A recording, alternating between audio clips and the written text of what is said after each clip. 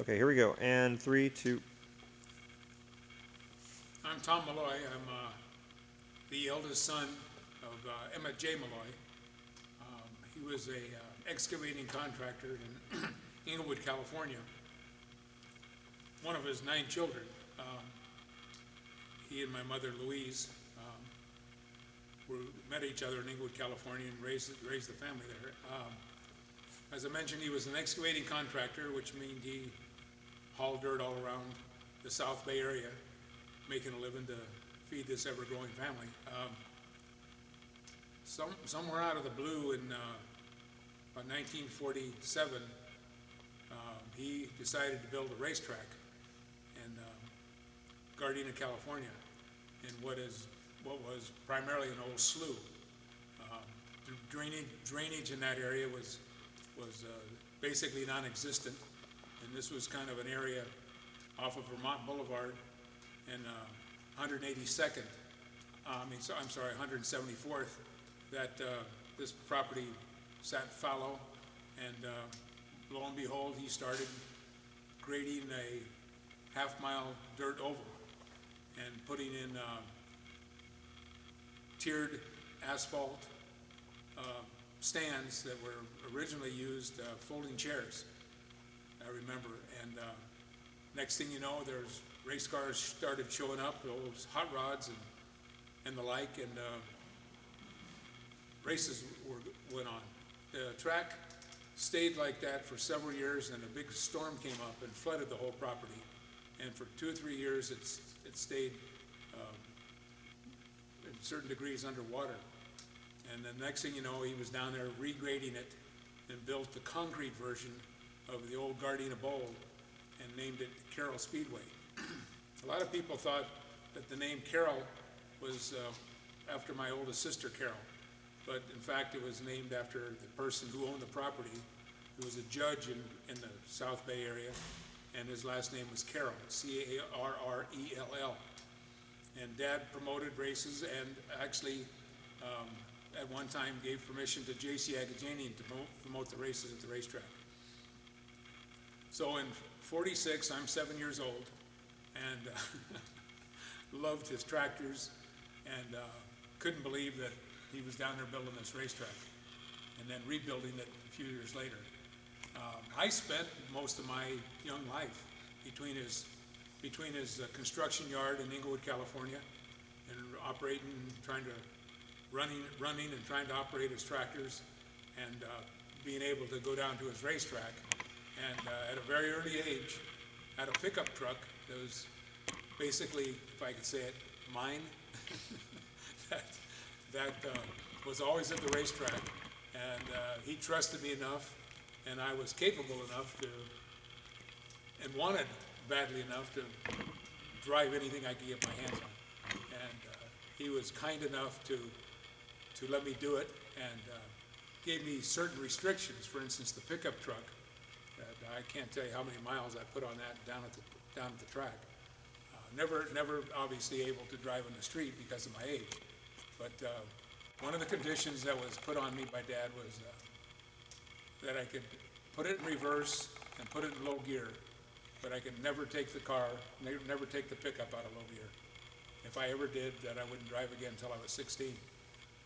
So as difficult as that was at times, I kept the promise, and put numerous miles on the pickup truck, both around the track, doing different odd jobs, and out in the parking lot. One of my jobs in the parking lot was to clean it up after the races.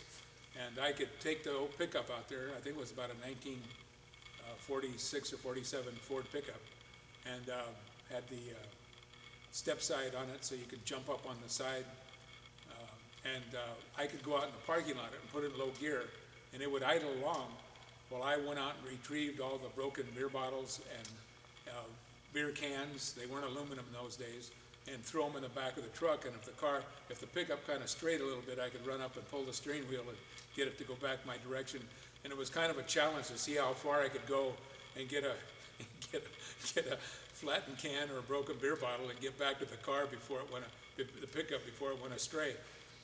But that was the kind of trust he had in me. And I had this probably looking back on it, probably 40 acres of property, basically out in the middle of nowhere that I had roughshod all over.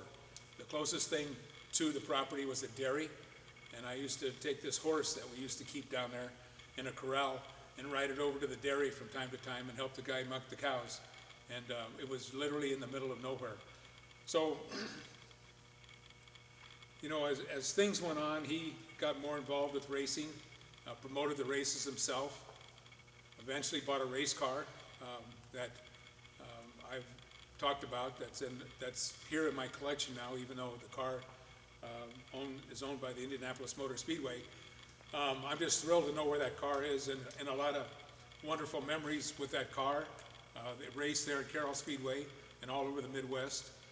And, you know, I was the lucky guy to be able to run down in the pits right after the race and sit in the car. And I'm sure all these young kids my age were sitting there going, like, who is he and why is he able to do that?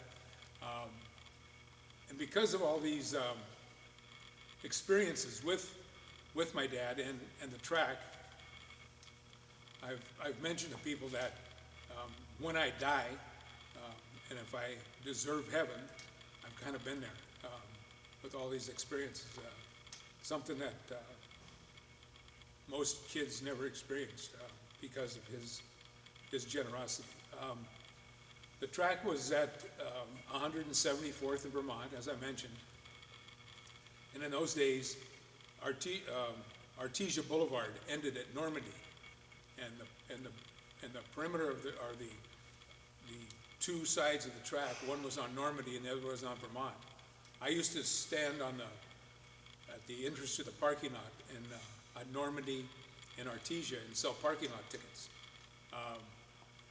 Now the Artesia Boulevard is improved, and the 91 freeway starts just east of Vermont, and they extended Artesia Boulevard from where it ended on Normandy, you know, to the new entrance to the 91 freeway. And that, unfortunately, cut right through the middle of the racetrack.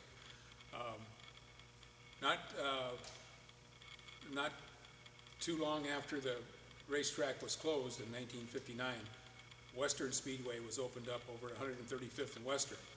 And then some years later, Ascot Racetrack was built just to the south on Vermont. And I have pictures of the Ascot Racetrack in action. And across the street from the Ascot Racetrack is the cemetery that Judge Carroll is buried in, the fellow that owned the property Dad leased to build Carroll Speedway.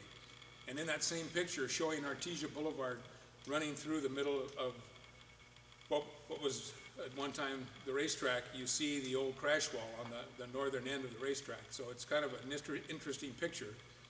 And all the other things that happened down in that particular area. Eventually they dug the Dominguez Channel, which is a tidal channel that runs all the way from the Long Beach Harbor. And when they did that, it drained that whole area that was originally a slough.